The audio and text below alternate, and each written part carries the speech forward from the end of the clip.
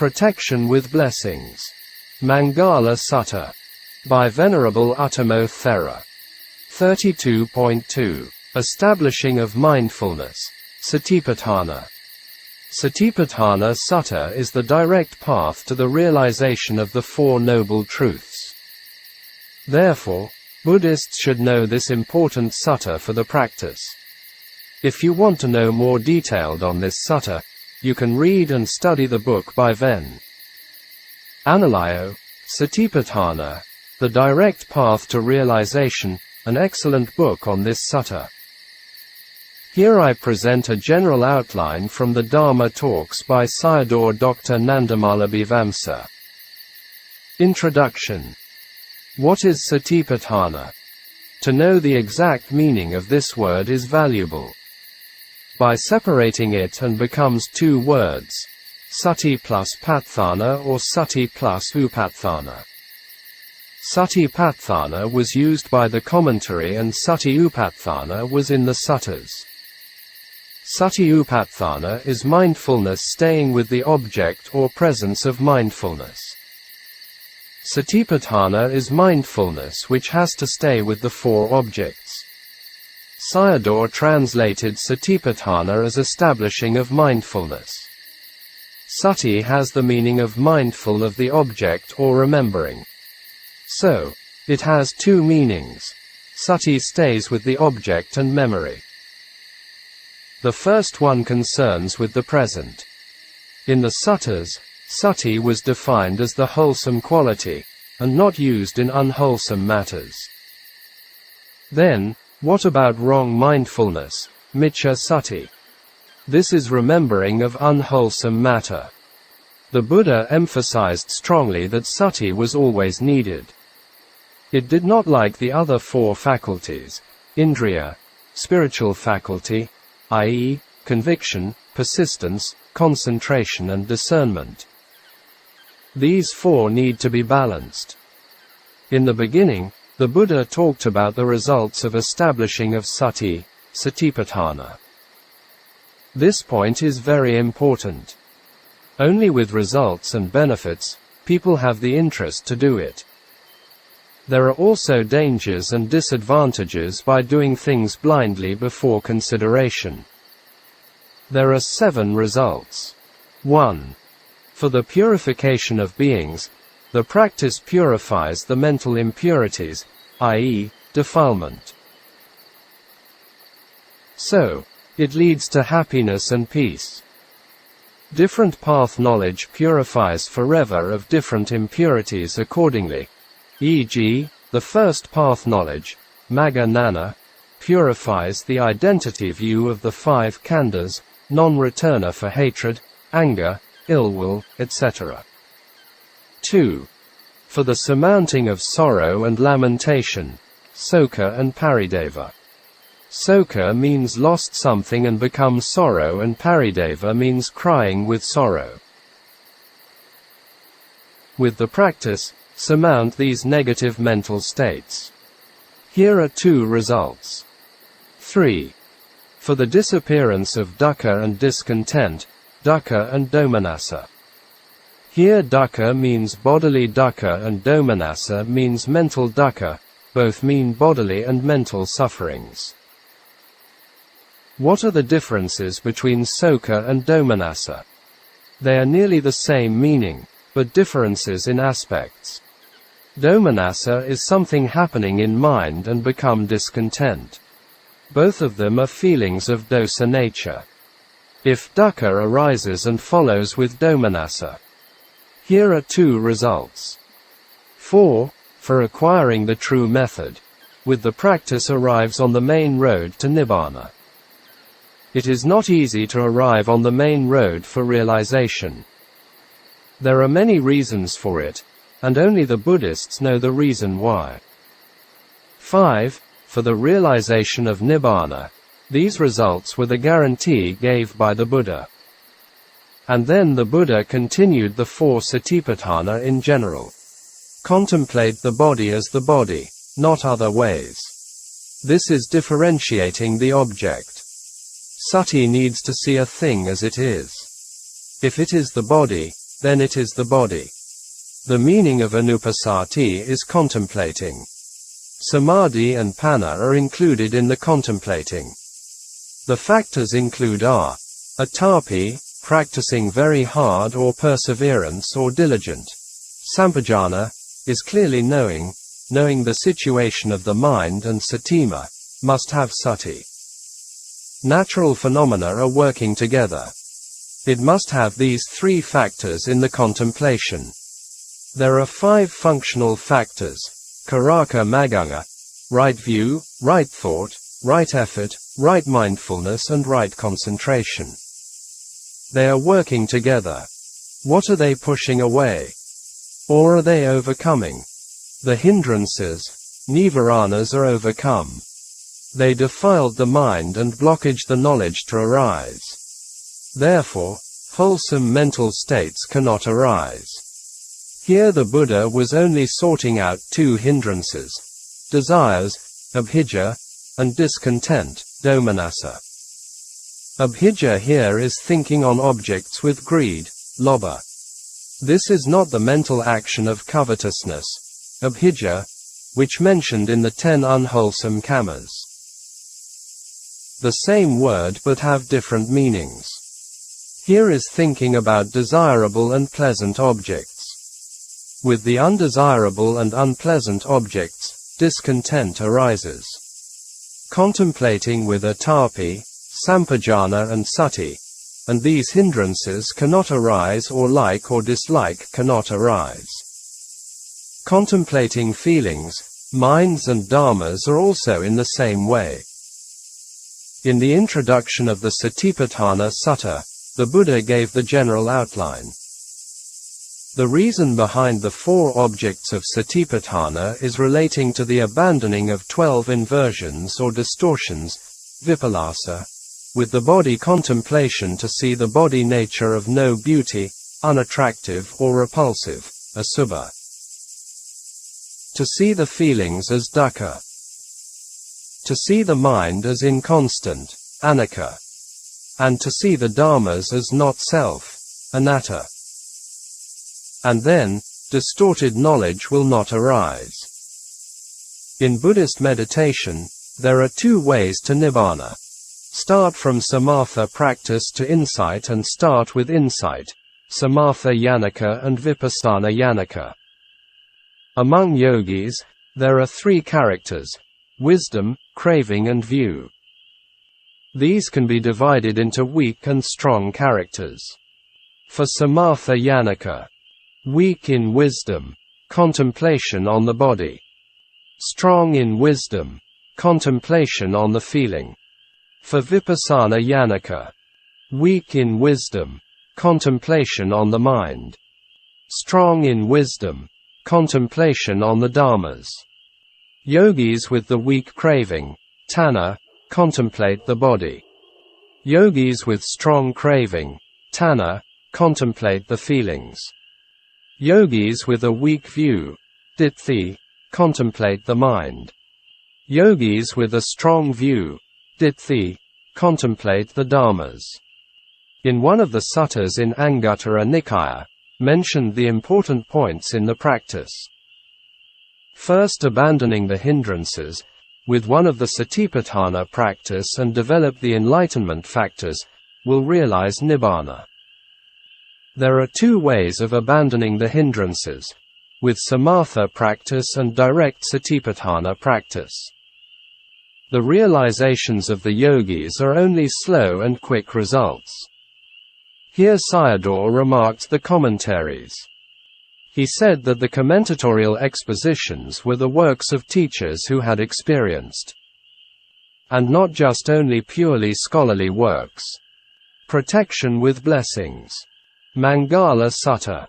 By Venerable Uttamo Thera. 32.2. Contemplation of the body. Kāyānupassanā. Anupassana means contemplate for many times until penetrating the Dharma. In this body, contemplations were practicing with the 14 types of objects and are divided into 6 parts. 1. Mindfulness of breathing. 2. Postures and activities, 2 parts. 3.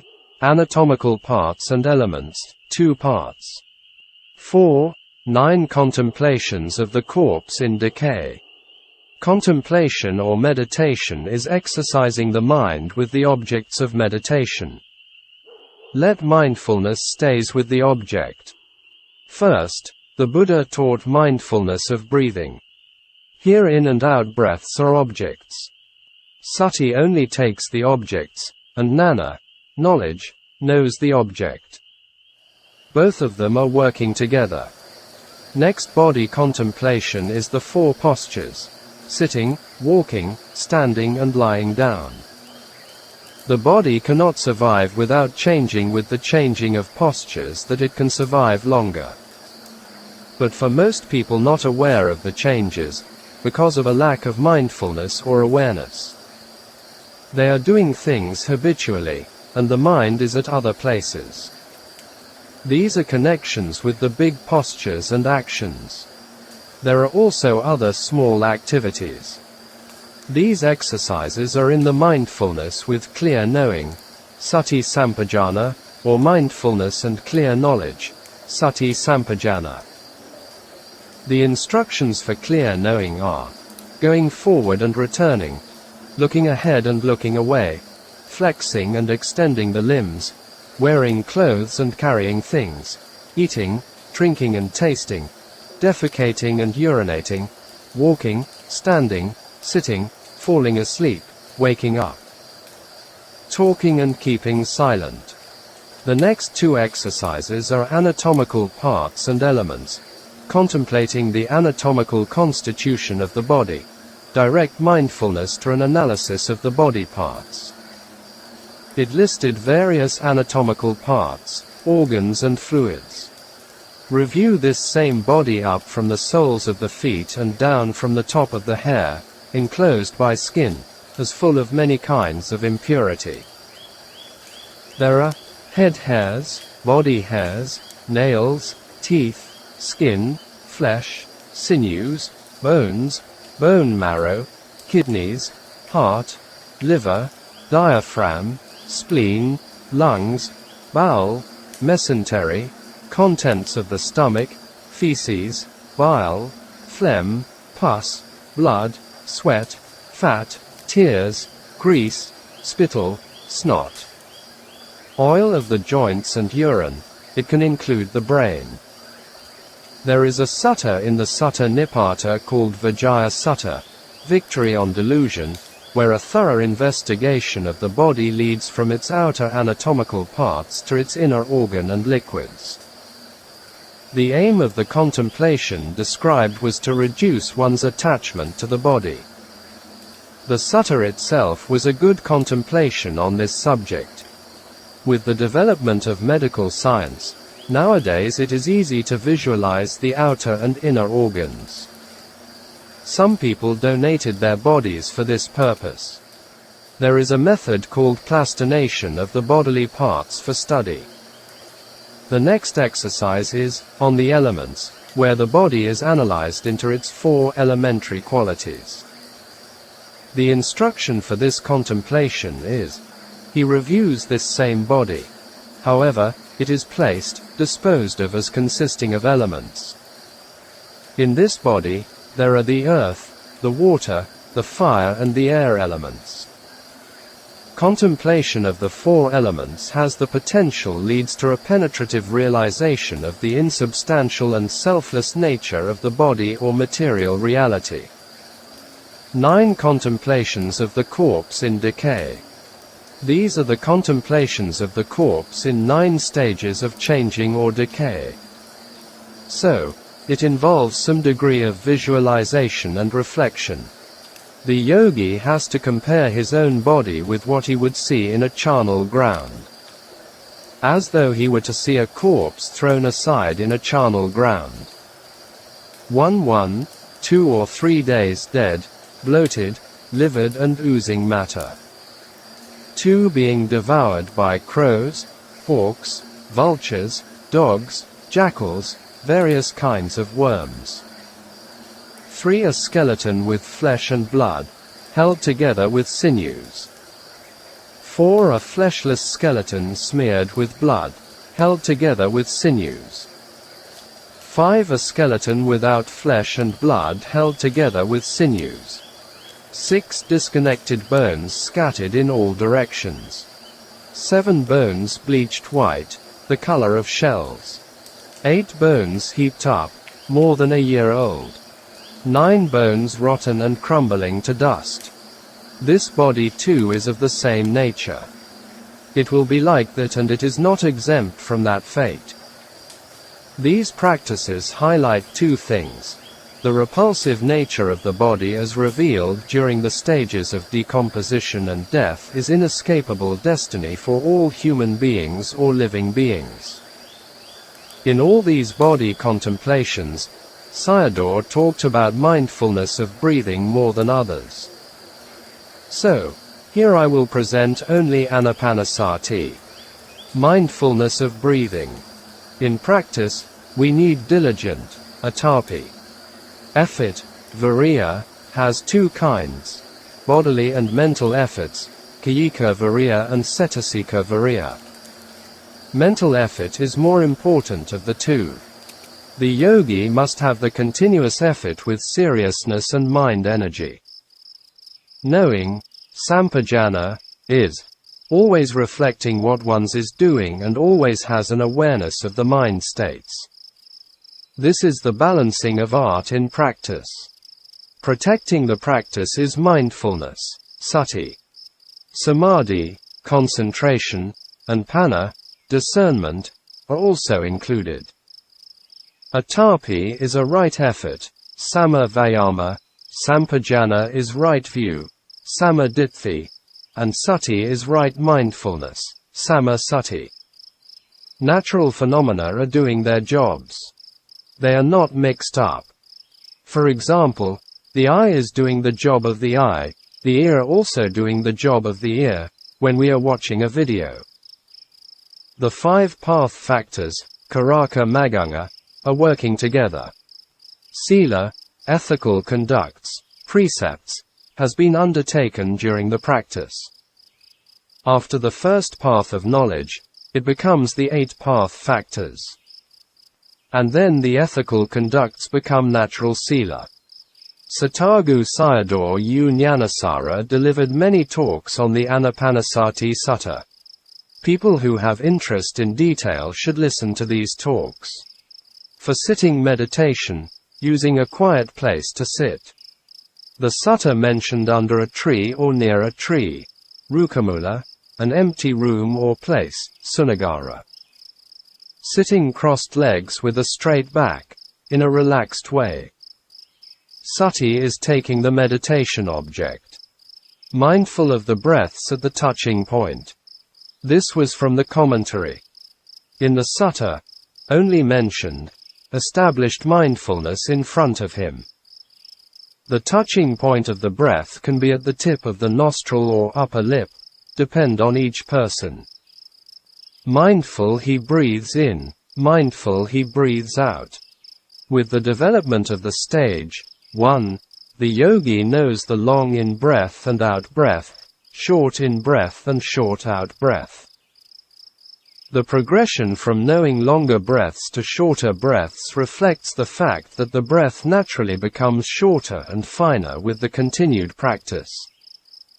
He trains thus. I shall breathe in experiencing the whole body. He trains thus. I shall breathe out experiencing the whole body. In this stage, he must know the whole body. Here Sayadaw said that some had wrong interpretations and translations. By observing the whole physical body was not anapanasati, mindfulness of the breathing.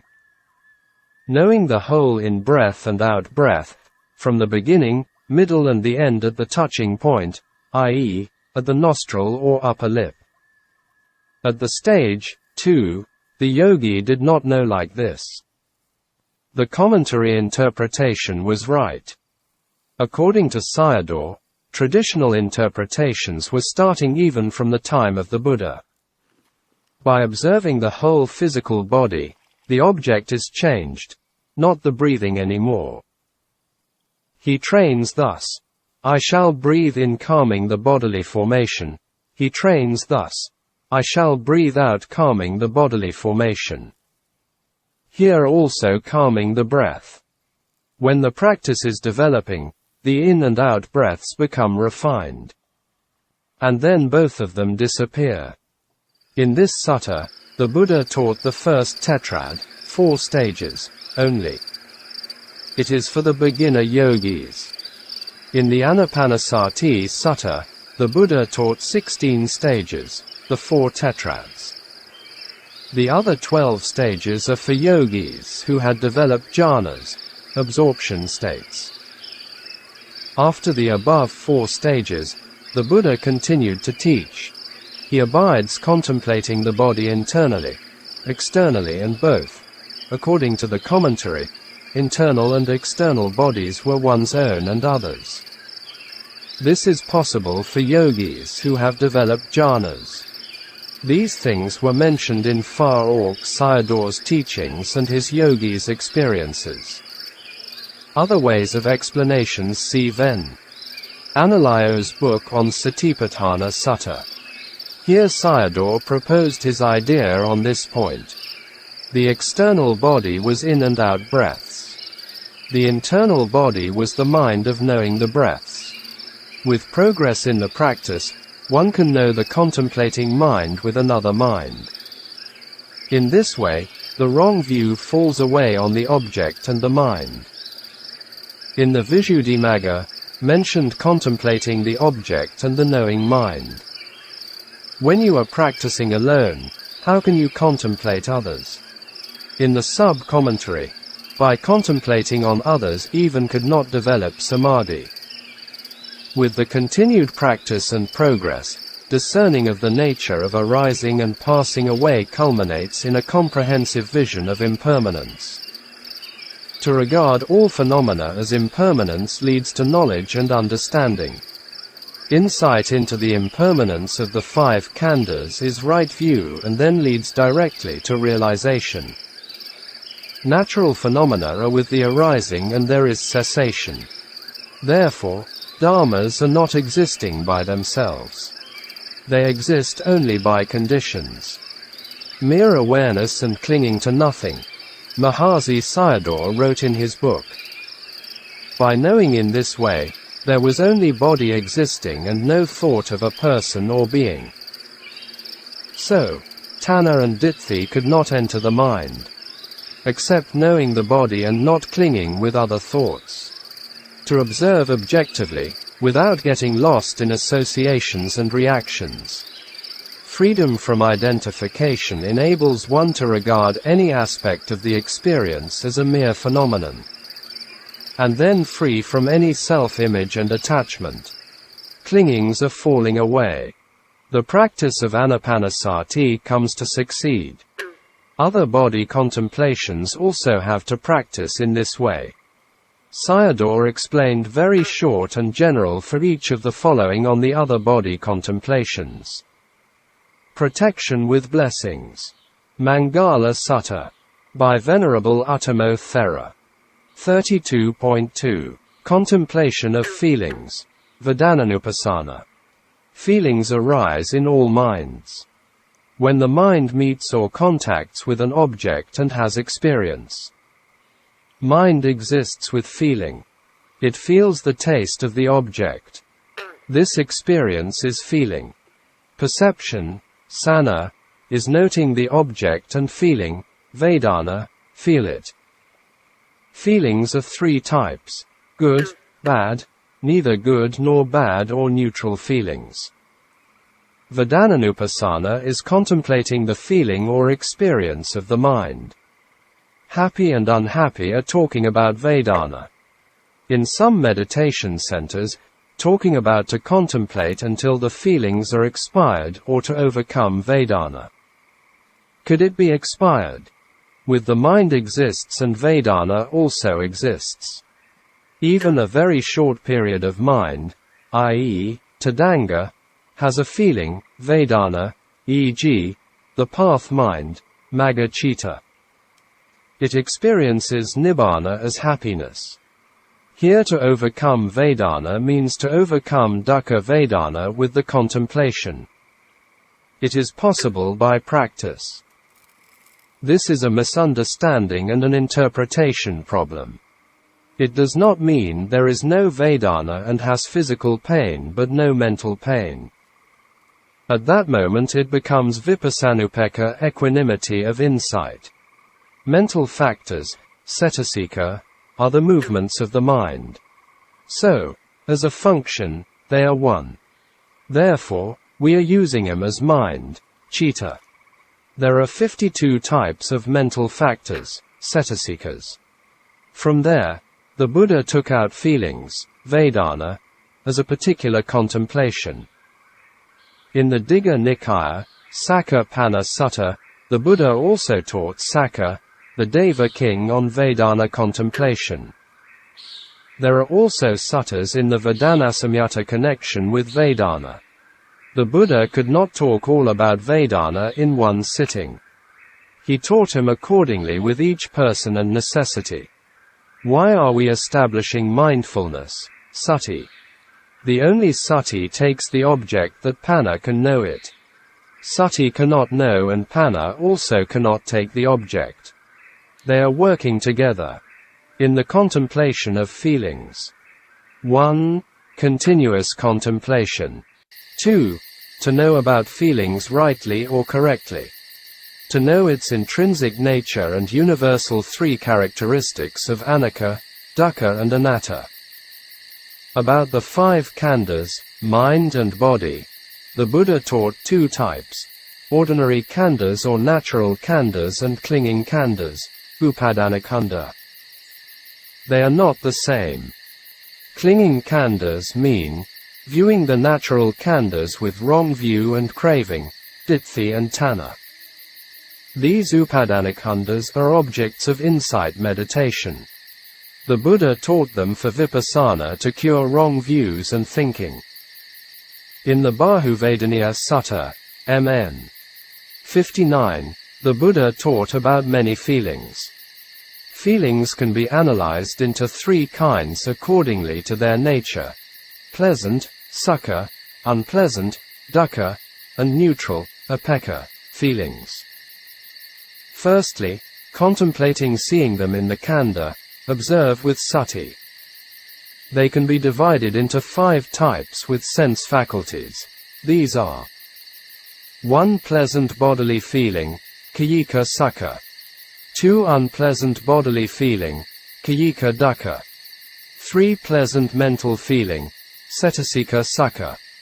4. Unpleasant mental feeling, cetasika dukkha.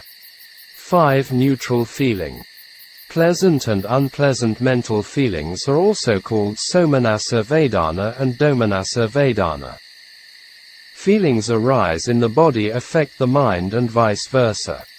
What are their differences? Both of them are connecting with the mind. Pleasant feeling, sukha vedana, arises in the body and pleasant mental feeling, somanassa vedana, arises in mind. It appears in the body and the mind. It is body origin and affecting the mind. Mental feelings, cetasika vedana, only arise in mind and not relate to the body directly. It can appear by itself, e.g., smiling. But it can also affect the body. Worldlings, padhajana, and noble beings, ariyas, are quite different in reaction to feelings. When the body pains and the mind of the worldling also pain. But noble beings are different if the body pains and the mind, not pains.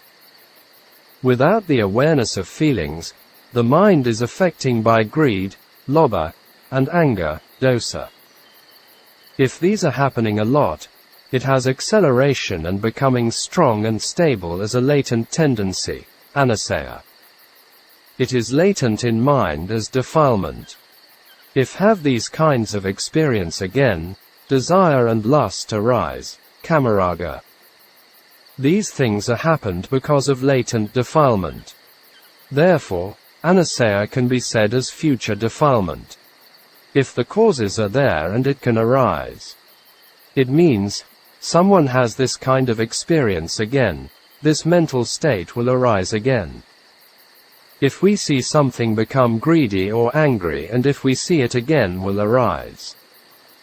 Therefore, we have to be mindful or aware of them. No awareness of feelings and not reflecting or contemplating them. They are coming again and again. Greed and anger are becoming stronger. Then, we cannot liberate from the round of existence, samsara.